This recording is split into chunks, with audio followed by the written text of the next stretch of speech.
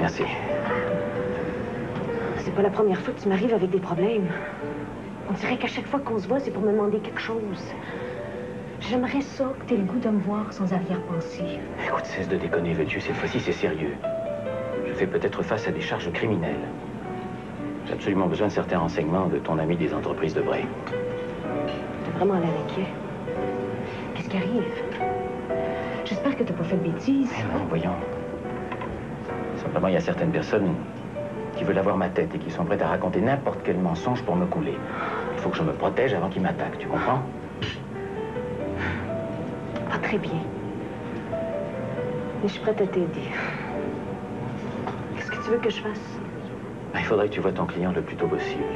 Et que tu lui demandes si Jean-Philippe Léonard, tu sais, le président, je t'en ai déjà parlé, à savoir ce qu'ils ont contre moi dans l'affaire de la Zénith. Et surtout, ce qu'ils comptent faire. C'est capital que je le sache. C'est pas facile ce que tu demandes là. Premièrement, j'ai pas l'habitude d'appeler mes amis. C'est eux qui m'appellent quand ça leur fait plaisir. Puis deuxièmement, mettons que je le rencontre.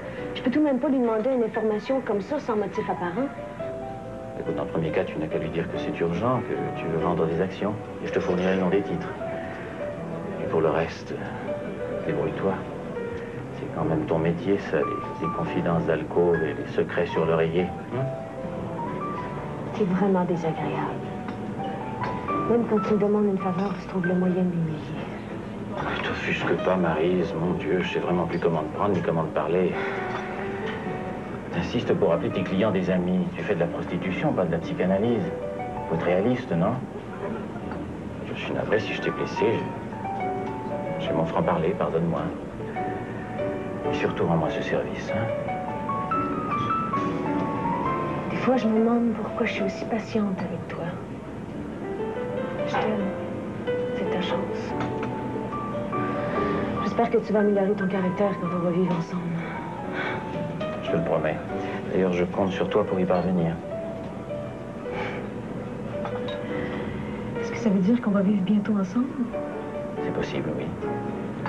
Même si j'ai encore quelques appréhensions au sujet de mes finances, tu sais que je n'ai quand même pas encore réussi à finaliser cette transaction dont je t'ai parlé.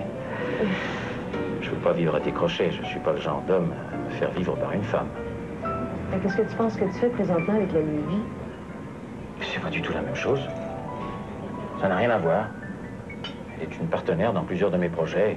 Et je te fais remarquer que j'ai payé ma quote-part. C'est drôle. Tu ne l'as jamais payé avec moi. De toute façon, ça n'a aucune importance. C'est très bien que j'ai suffisamment d'argent pour nous deux. Ça ne doit pas rentrer en ligne de compte. Richard, je vais habiter avec toi. Fais-moi plaisir. Dis-moi quand. Donne-moi une date. Bientôt, mon amour, bientôt. Tiens-moi ce que je te demande et nous verrons. Je veux pas que ce soit conditionnel au résultat de ma démarche auprès de mon ami. Tu m'entends? Attends pas que je rende visite à Jackie Lévy. Tu sais que je peux tout lui raconter pour t'avoir avec moi. Comme si ça pouvait changer quelque chose maintenant. Qu'est-ce que ça veut dire? Que ça ne va pas changer mon intention d'aller vivre avec toi, c'est tout. Mais quand, Richard? Plus vite que tu ne le penses. Jean-Philippe a dû être impressionné par ton succès? Oui. Mais j'ai l'impression qu'il était comme contrarié du fait que ce soit moi qui ai sauvé la Zénith in extremis. Faut pas oublier que lui, il était sur le point de vendre, hein? C'est sûr que tu t'imagines des choses. Tu peux quand même pas t'en vouloir d'avoir fait ton travail. C'est ça que je pensais, moi aussi. Mais je te dis qu'il n'a pas manqué de me souligner que c'était lui, le président, quand j'ai osé lui recommander de poursuivre les coupables. Et je pensais que vous vous entendiez à merveille, tous les deux, qu'il te faisait entièrement confiance. Qu'est-ce qui s'est passé? Sais-tu ce que je pense? Je pense que c'est la découverte de la participation de Pincourt dans le complot. Je crois qu'involontairement, je l'ai plongé dans un conflit d'intérêts. Tu veux parler de Frédéric? Exactement. Parce que Je le sais qu'il déteste la publicité négative. Mais je suis certaine que j'aurais pu le convaincre de poursuivre mon gré. Mais là, avec Richard dans le portrait, on dirait qu'il hésite. Tu dois admettre que la situation est délicate pour lui. Hein? Il s'agit du père de la femme qu'il veut épouser.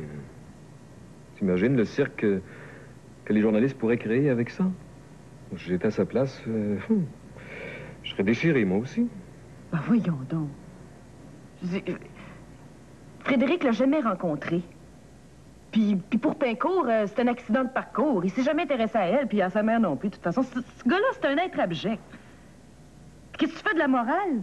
Puis de la justice? Ne te fâche pas. Je suis de ton côté, moi. Julie, il n'y a pas très longtemps, toi aussi, tu étais tout à fait d'accord à éviter le scandale, que le scandale touche ta mère. Ouais. Tu étais prête à tout pour ça. Je sais.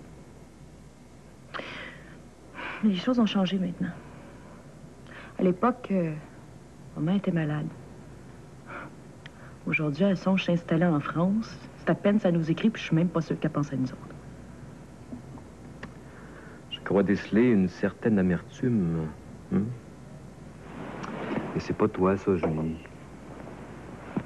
Qu'est-ce qui se passe? Oh. Tu peux te confier à moi? Rien de grave. Des contrariétés, c'est tout. C'est l'attitude de Jean-Philippe. Puis il y a David aussi qui m'inquiète. Est-ce que tu me promets de pas t'offusquer si je te parle franchement? Mais voyons, Patrick.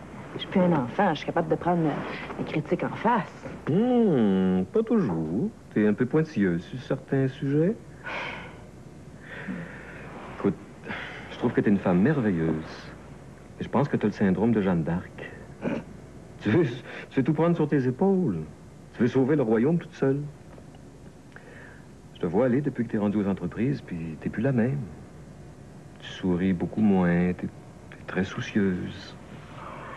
Julie, l'ambition, c'est une qualité insidieuse qui peut vite se transformer en défaut. Bon, t'as-tu fini de me disséquer, là? T'entends parler, je suis devenue un monstre? Non, non, pas du tout, mon amour. T'es simplement devenue la fille de ta mère. Je te le dis, si ça avait été quelqu'un d'autre qui m'avait dit ça, j'ai-tu changé tant que ça? Disons que t'es moins présente pour tout le monde que tu l'étais, disons, quand j'avais la chance de t'avoir comme collaboratrice au CLSC. Mais je sais tout combiner. Je fais tout le temps mon possible. Je suis juste un être humain. Et personne peut te reprocher de pas être humaine. T'es la femme la plus généreuse d'elle-même que je connaisse. Mais le problème, c'est que l'être humain a des limites quand il s'agit de se partager. Qu'est-ce qu'il faut que je fasse? Sois toi-même. Et laisse pas le succès et la gloire te changer. Je t'aime.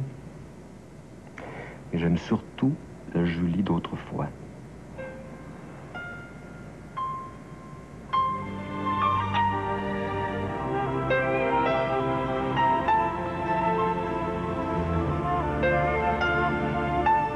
Ce sont les derniers développements dans le dossier. J'aimerais avoir vos impressions. Nathalie? Moi, pour ma part, je pense que Julie a fait une erreur monumentale. D'abord en confrontant Mongrain toute seule. Deuxièmement, en l'obligeant pas à signer sa déposition devant témoin. Sans le témoignage de Mongrain, on n'a pas grand-chose sur Pincourt, hein? Faut pas trop blâmer Julie, là. C'est moi qui l'ai sifflé là-dedans. Je te donne mon point de vue légal, là, Jean-Philippe. Je fais pas de considération personnelle. Ouais, je sais. Jack? Il va falloir faire bien attention où on va mettre les pieds. Mais pourquoi on ne met pas tout ça entre les mains de la police puis les laisser faire leur propre enquête? C'est ce que pense Julie. Elle me conseille d'agir le plus rapidement possible, quelles qu'en soient les conséquences. On ne sait même pas si Mongrain est toujours prêt à témoigner. Et il faut penser aux conséquences d'une procès sur notre holding. Que vont penser les investisseurs quand ils vont découvrir qu'on a laissé moisir une tête bordel à la Zénith sans nous en rendre compte? C'est un reproche que tu me fais? Bien sûr que non. Non, non, nous sommes tous responsables.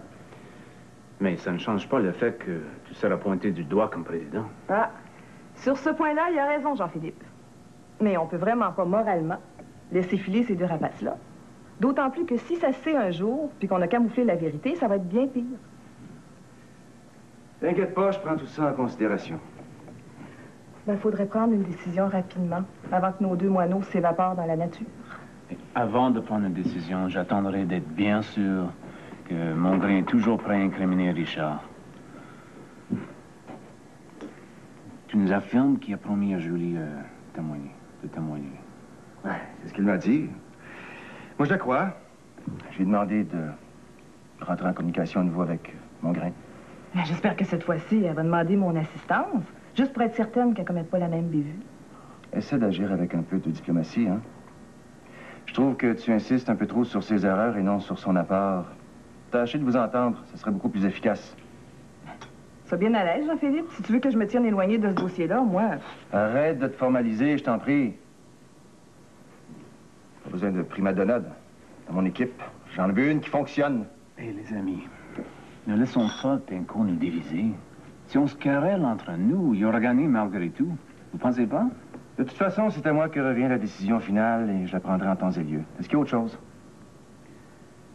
Il y a aussi la question d'un successeur à Mongrain. Il serait préférable de nommer quelqu'un le plus vite possible. Oh, on peut en parler tout de suite, si tu veux. Moi, j'ai quelques suggestions à vous faire. On en reparlera plus tard. Julie m'a dit qu'on était très bien servi avec Benoît Tellier par intérim. Oui, je sais que Julie l'aime bien, là, mais est-ce qu'il y a vraiment... On en reparlera plus tard. Bon, c'est tout pour aujourd'hui? Alors, je vous remercie. Bonne journée. Ah oui, autre chose. Je compte sur vous pour être discret. Hein? Je veux que rien ne transpire de cette affaire tant qu'on ne serait pas prêt à agir.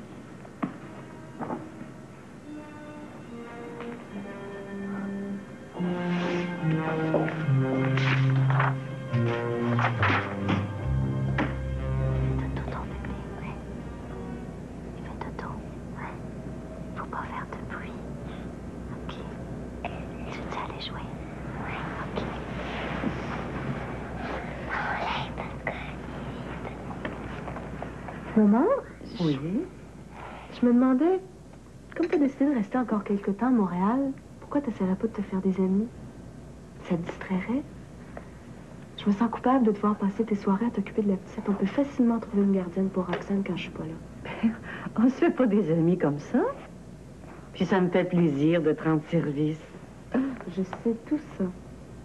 Mais je trouve pas ça normal qu'une femme qui est encore jeune... Refasse pas sa vie. C'est ça. Ça te tracasse, hein? C'est pas la première fois que tu abordes le sujet.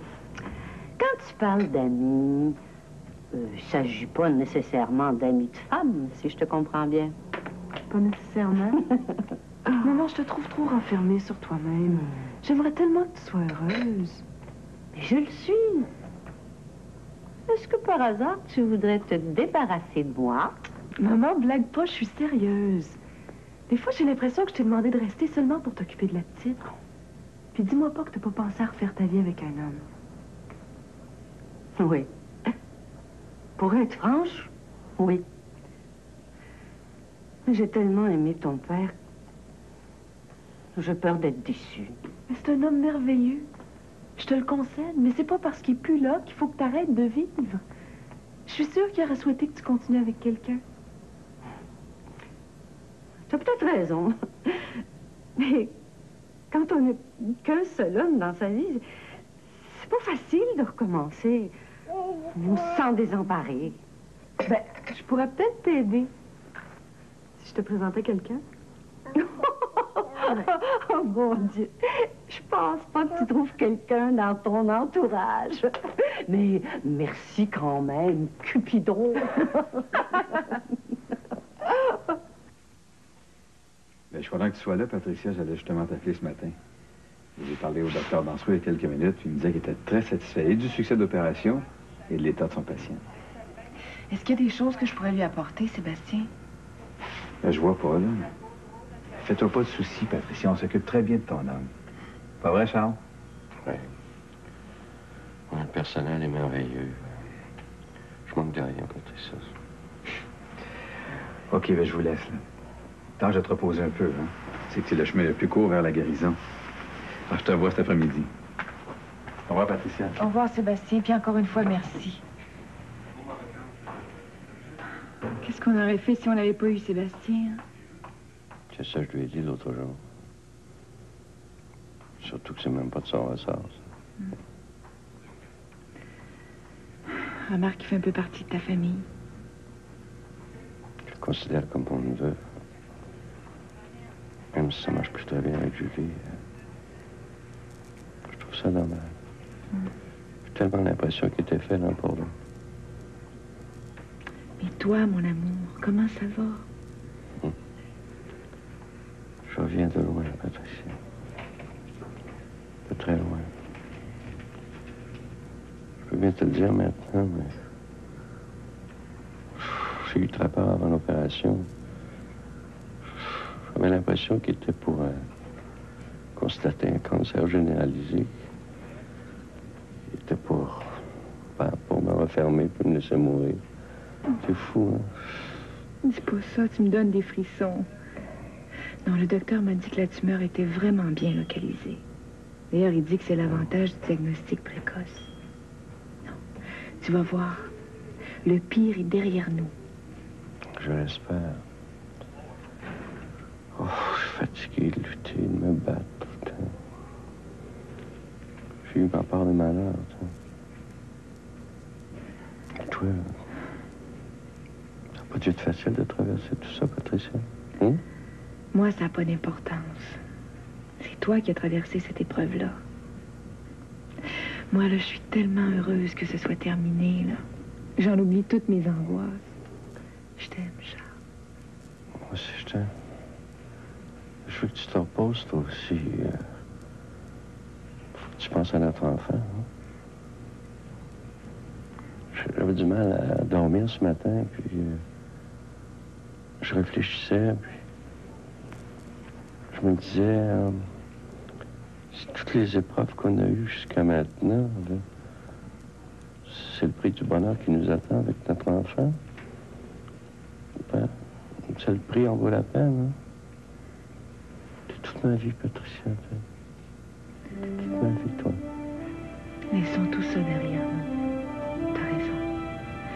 Maintenant, il faut aller de l'avant.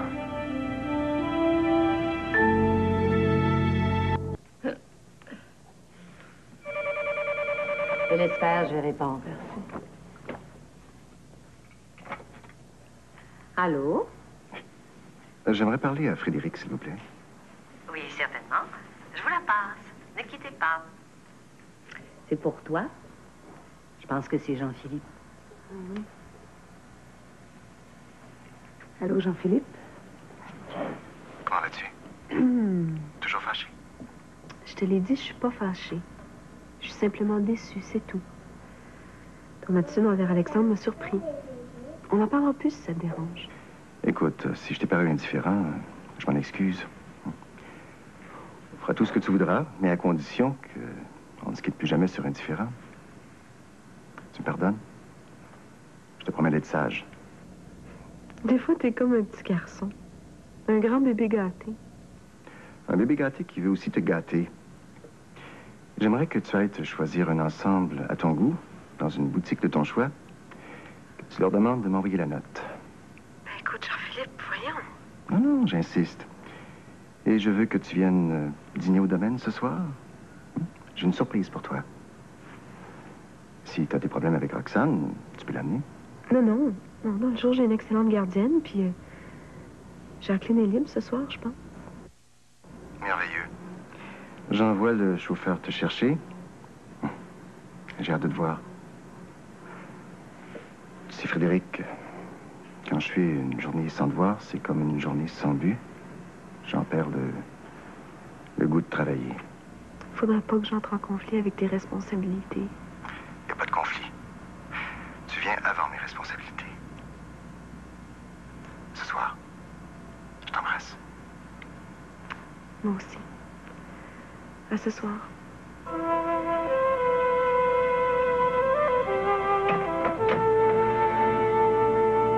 Qui vous a donné mon numéro de téléphone? C'est une amie qui m'a parlé de vous. Madame Lorrain, Berthe Lorrain? Ah oui, je la connais. Elle vous a dit que je ne recevais personne qui n'est pas recommandé. Je ne veux pas avoir de trouble avec la police. Oh, mais je vous assure qu'il n'y a aucun problème avec moi. Et je vous paierai largement. Je ne sais pas. J'ai été malade dernièrement. Je ne suis pas remise. Ça nuit à ma concentration. Je vous en prie, Madame Sonia. On m'a dit tellement bien de vous. Laissez-moi aller vous voir. C'est important pour moi en ce moment. Bon, je vais faire un spécial. Alors, à quelle heure? Disons aujourd'hui, 15 heures. Ça me va. Je l'apprécie. Au revoir. Au revoir. Pour un mouvement, à ce que je vois, un rendez-vous n'attend pas l'autre. Je me demande pourquoi tu te donnes tant de mal. Avec ton argent, si c'était moi... Si tu étais un peu plus actif, tu ne serais peut-être pas dans ce pétrin. Et qui te dit que je ne m'en sortirai pas? Tout ce dont j'ai besoin, c'est un peu de temps. Nous avons tous des périodes creuses. Fais bien attention de ne pas recevoir une tuile sur la tête un de ces jours. Tu n'es pas à l'abri du destin. Personne ne l'est. J'ai appris très jeune que son destin, on le forgeait soi-même, avec de la volonté et de la détermination. Oh, ça ne se fait pas sans effort et sans concession, je te le concède. Mais regarde-moi, la fille d'une domestique des Debré. J'ai pas mal réussi, hein? Qu'est-ce que tu dis? Ta mère était domestique chez les Debré? Avant ton départ, Richard, je te raconterai des choses qui vont grandement t'intéresser. Mais pourquoi tu m'expliques pas maintenant? Tu piques ma curiosité, puis tu me laisses tomber. Je n'ai pas le temps, j'ai un rendez-vous. Sois patient, tu ne perds rien pour attendre. Quelle femme fascinante tu es, toujours pleine de surprises. On peut pas dire que c'est terne de vivre avec toi. Que ce n'était pas terne. Au passé, mon cher Richard, malheureusement. Oui, je sais, je comprends l'allusion. Dis-moi, je suppose qu'il est inutile de te demander de me prêter de l'argent. Je me souviens quand j'étais très jeune, ma mère m'amenait parfois chez un cordonnier. Il y avait une petite pancarte sur laquelle on avait écrit « J'avais un ami et de l'argent. J'ai prêté de l'argent à mon ami. J'ai perdu mon ami et mon argent. » Restons amis, mon cher Richard. Comme tu souhaites, pas vrai?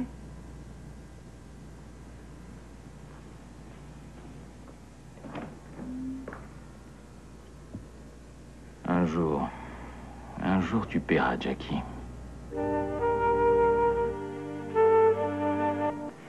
Non, c'est le prix qui me refroidit un peu. Bah, tu m'as dit que c'est Jean-Philippe qui te l'offrait. Mais justement, ça m'embarrasse, moi, d'accepter des cadeaux comme ça, sans prix précis. C'est délicat. J'ai toujours peur d'abuser. Qu'est-ce que t'en penses? Je trouve que tu t'en fais pour rien, ma grande. Jean-Philippe a probablement plus de plaisir à te l'offrir que toi à la recevoir. Est-ce que c'est parce que vous vous êtes disputé hier que tu as une certaine réticence? On s'est pas vraiment disputé. Bon, disons qu'on partage pas les mêmes vues sur Alexandre. Je trouve que Jean-Philippe est intransigeant envers son frère. Et dans quel sens? Je croyais que vous vous étiez entendu à ce sujet. Jean-Philippe semble vouloir tourner la page. Il dit qu'il a fait ce qu'il a pu pour aider Alexandre, puis que maintenant le temps est venu de penser à nous deux et à notre avenir. Il n'y a pas tout à fait tort.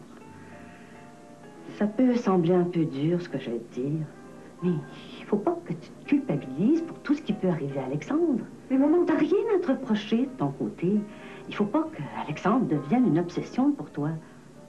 Ce serait malheureux qu'il soit une entrave à ton bonheur avec Jean-Philippe. Maman, on peut pas l'abandonner comme ça. Je sens qu'il a besoin de compréhension puis de chaleur humaine. Mais je te dis pas de lui tourner le dos. Mais si tu veux vraiment aider Alexandre, tu dois réaliser qu'il faut qu'il se laisse aider. Puis aussi, il faut qu'il s'aide lui-même. Je te le répète, je veux pas m'immiscer dans vos affaires, mais cette fois-ci, je crois que Jean-Philippe a raison. Tu dois penser à toi. Maman, tu sais combien je respecte ton opinion. Puis le jour où tu vas cesser de t'intéresser à mes affaires, je serai inquiète. Mais pourtant... Mon instinct me dit qu'il y a autre chose qu'Alexandre. Est-ce que je me trompe? T'as toujours su voir en moi comme dans un livre ouvert. Est-ce que je suis vraiment si transparente? Non, c'est pas ça. Ça fait partie de mon métier de mère, après tout. C'est moi qui t'ai élevée. Qu'est-ce qui te tracasse, ma grande? Il y a un petit moment que je voulais t'en parler. À vrai dire, c'est le domaine de Bré qui me fait un petit peu peur. Bah, je comprends que ce soit une demeure impressionnante, mais tu pourrais t'y habituer. C'est pas la résidence. Non, ça, c'est superbe. Ce qui me fait peur, c'est l'insistance avec laquelle Jean-Philippe me pousse à aller vivre avec lui. Mais c'est normal. Il t'aime tant.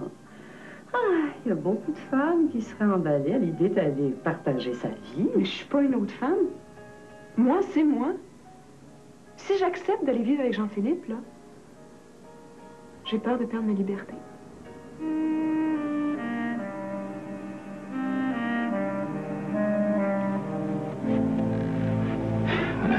Merci. Qu'est-ce qui est si urgent, Richard? Écoute, les choses se bousculent, il faut frapper maintenant ou jamais. Je voudrais que tu viennes avec moi à New York rencontrer le consortium japonais concernant les entreprises de Bray. Je vois que tu n'en démords pas. C'est devenu une véritable marotte chez toi. Que veux-tu que nous allions foutre à New York? Que veux-tu que nous disions à des investisseurs étrangers?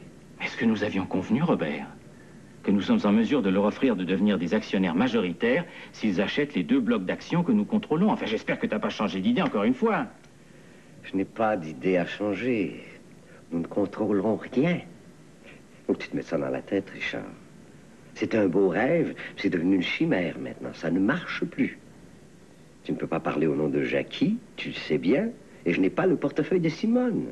Il faut que tu redescendes sur Terre, c'est terminé. C'est malheureux, mais c'est comme ça. Écoute, c'est mon ultime porte de sortie. Il faut que ça marche. Ma tête est en jeu. Et c'est la seule façon d'arrêter Jean-Philippe. S'il y avait une possibilité de réussite, je serais au moins d'accord pour essayer, mais c'est impossible. Tu n'as aucun papier de Jackie. Dis-moi la vérité. As-tu un papier quelconque? Non. Mais je suis certain que si je peux lui transmettre une offre ferme des Japonais, elle acceptera de vendre. Je la connais. L'argent passe avant les sentiments. Tu veux sans doute dire avant Nicolas Dumont. Comment sais-tu ça? Dumont t'en a parlé, c'est ça? Il ne m'en a rien dit personnellement, mais c'est un secret de polichinelle à la tour de la bourse que Jackie a engagé Nicolas Dumont pour gérer ses placements. Tu connais le milieu, tout se sait. Même si c'est vrai, elle vendrait si le prix était acceptable. Peut-être, mais je n'en suis pas si certain. Reste que Simone ne veut rien savoir de vendre. J'ai essayé de la convaincre 10 fois. Mais je croyais que tu étais son fondé de pouvoir. J'espère que tu n'essaies pas de me berner. Ne laisse pas tes sentiments pour Simone t'aveugler. Quoi que tu en penses, il y a des choses plus importantes pour moi que l'argent. Mais c'est très difficile pour toi de me comprendre. Oh, tes belles paroles ne m'impressionnent pas. La noblesse te sied très mal. Méfie-toi. Je te mets en garde. Je ne suis pas homme à me laisser bafouer. Tes menaces ne m'effraient plus, Richard. Tu l'as fait trop souvent. Tes cris ne font que cacher tes craintes. C'est tout de même pas ma faute si Jackie t'a plaqué pour Nicolas Dumont. Ne rejette pas sur moi la hargne que tu as pour lui. Si tu veux régler des comptes, c'est avec lui qu'il faut le faire. Pas avec moi.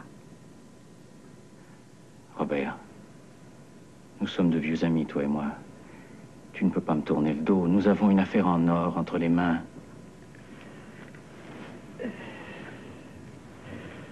C'est fini, Richard. Admets la défaite. T'es en train de te détruire. Franchement, tu m'inquiètes. Tu t'attaches à une idée qui n'existe que dans ta tête. Alors toi aussi, tu m'abandonnes. Quand le bateau coule, les rats se sauvent. Pauvre Richard. Ça me fait de la peine de voir jusqu'où tu es descendu. Et autre chose, cesse de téléphoner à mon bureau sans laisser de message, veux-tu? Ça devient harassant à la fin. Non, c'est enfantin. 6 fois hier, encore 3 fois ce matin. C'est des plaisanteries. Je ne sais pas du tout de quoi tu parles. Est-ce que tu me prends pour un con? Enfin, à bientôt, Richard. J'espère sincèrement que tu vas t'en sortir. Oh, je sais où est mon problème, ne t'en fais pas. Salut, Robert.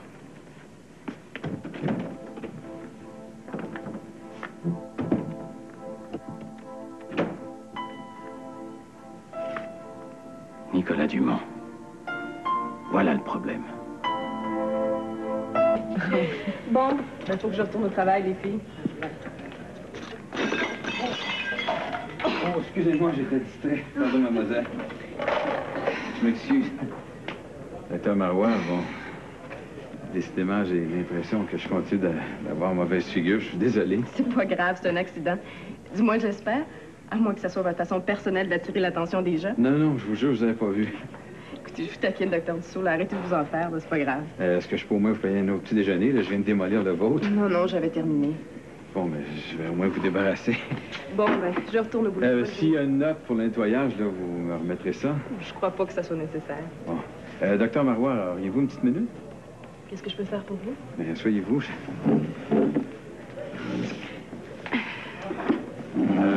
Écoutez, je voulais en profiter pour m'excuser pour mon comportement d'hier. J'imagine que vous avez pensé à juste titre que j'étais un malappris, mais... J'avoue que vous m'avez semblé, disons, préoccupé, mais j'ai compris.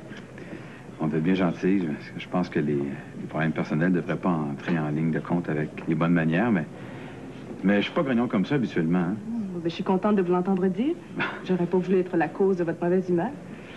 Bon, ben dans ce cas-là, on repart à neuf. Sébastien Dussault. Catherine Marois, enchantée. Bon, ben peut-être qu'on pourrait dire Sébastien et Catherine. Ah, ben j'aime mieux ça comme ça. Tous mes amis m'appellent Cathy. Bon, mais j'espère avoir la permission de t'appeler Cathy le plus rapidement possible.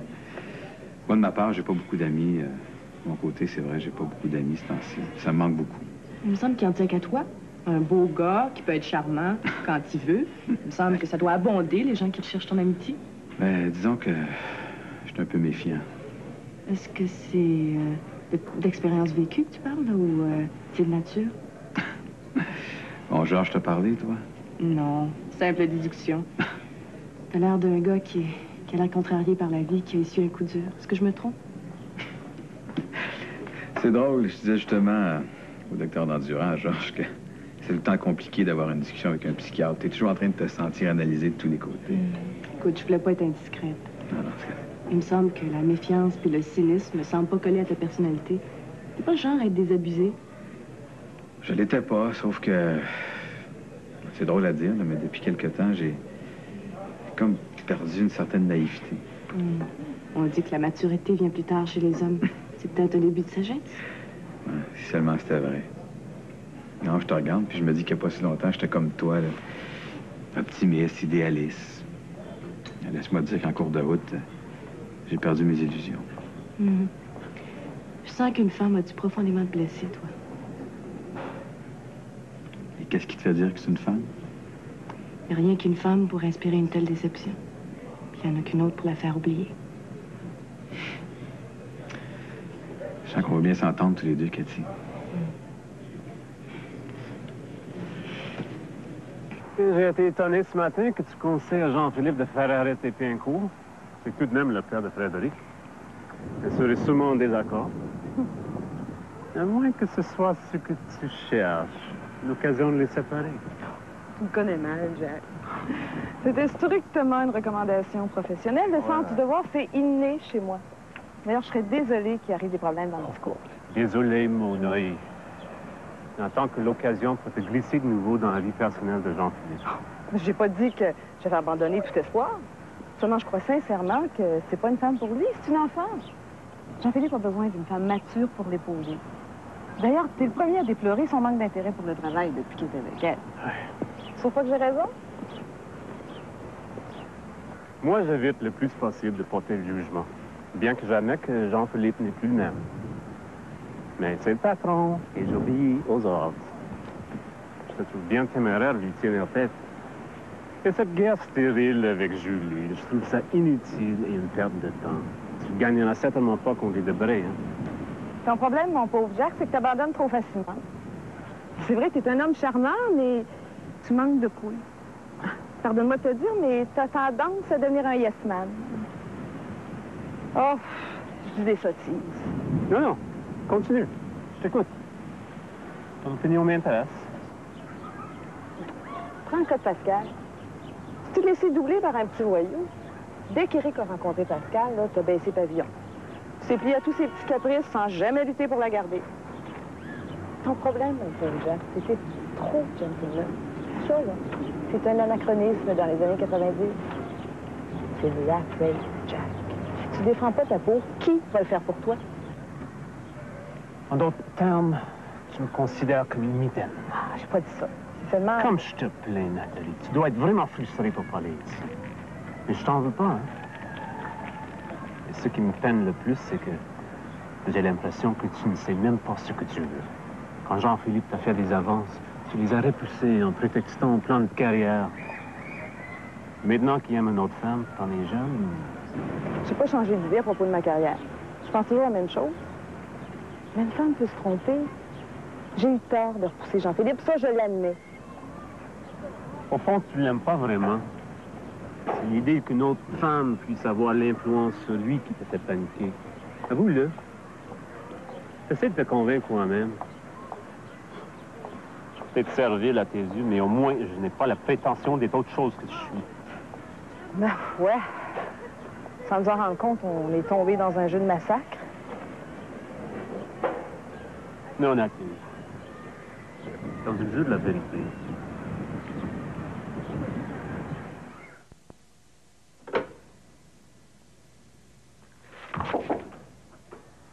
Alors, quoi de neuf, la petite sœur? Mauvaise nouvelle. Mon grand a disparu de la circulation. Je le cherche partout depuis 1 heure. Même chose pour Ken Tanguy.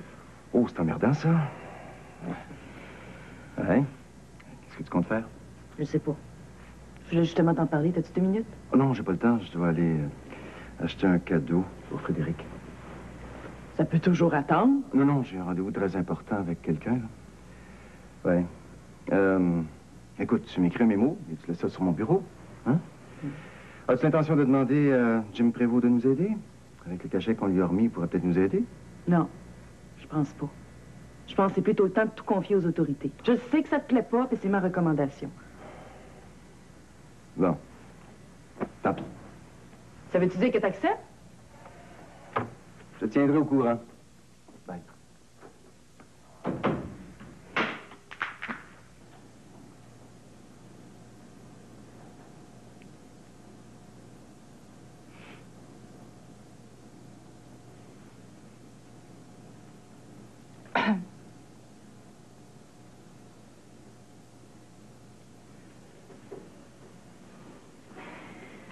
C'est la première fois que vous consultez une carton ancienne, Madame Lévy? Oui. Oui, bien sûr, je ne suis pas habituée avec ces choses-là. D'ailleurs, j'ai hésité à venir. Je suis plutôt une femme rationnelle, habituellement. Alors pourquoi êtes-vous ici, si vous n'y croyez pas? J'ai pas de temps à perdre. Ah non, non, j'y crois, j'y crois. C'est que je ne suis pas familière avec la bonne aventure. Je suis impressionnée, c'est ça. Quelle est votre relation avec Madame Lorrain, qui vous a parlé de moi? C'est ma secrétaire. Elle travaille pour moi à la Fondation Debré. Dont vous êtes la présidente. Comment savez-vous ça? En effet, oui, c'est moi qui dirige cette importante fondation. Pourquoi désirez-vous vous faire dire la bonne aventure? Qu'est-ce que vous voulez connaître de votre avenir, au juste? Je ne sais pas. Tout. J'imagine que c'est pour ça que les gens viennent vous voir. Nous avons tous une certaine fascination pour ce qui nous attend au détour de la vie. Vous n'êtes pas sans savoir que ce peut être un énorme fardeau que de connaître son avenir. Êtes-vous certaine que vous y tenez vraiment? Beaucoup de gens n'ont pu supporter mes prédictions. Certains se sont même suicidés. Oh, faut quand même pas exagérer. On m'a parlé que vous étiez compétente, mais il y a aussi une question d'interprétation, hein. On ne parle pas de certitude, mais bien de généralité, n'est-ce pas? Je prédis seulement ce que je vois et ce que je ressens. Je ne dis pas de banalité. Si ça vous convient, et si vous vous sentez capable d'accepter toute la portée de mes pouvoirs, je vais regarder dans votre futur. Sinon, il est encore temps de partir. Non, non, je veux rester. Très bien. Tout à l'heure, vous avez choisi le tarot. Alors allez, brassez les cartes, s'il vous plaît. Maintenant, coupez vers vous. Merci. Vous avez une question en tête, hein? Choisissez 4 cartes. Pensez à votre question.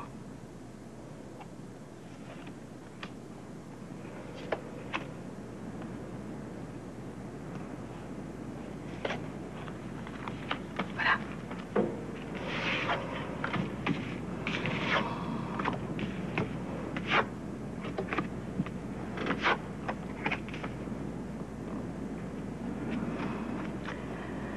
Maintenant, la synthèse.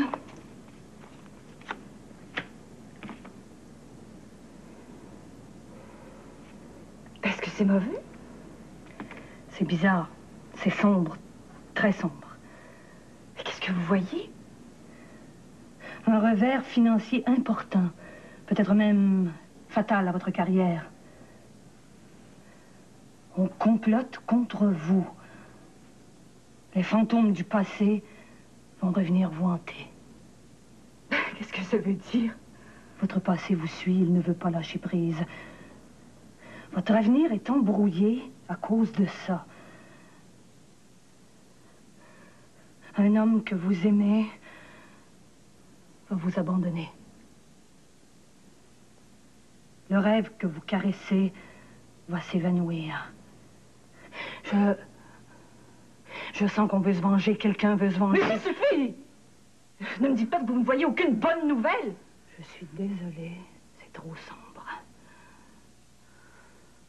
Donnez-moi votre main.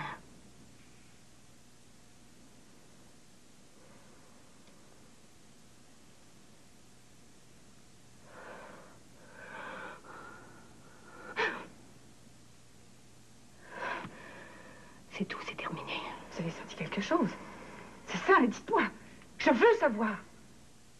La mort, elle est présente dans votre vie. Quelqu'un va mourir. Quelle sottise! J'ai jamais entendu pareil ça. Vous n'êtes qu'une folle!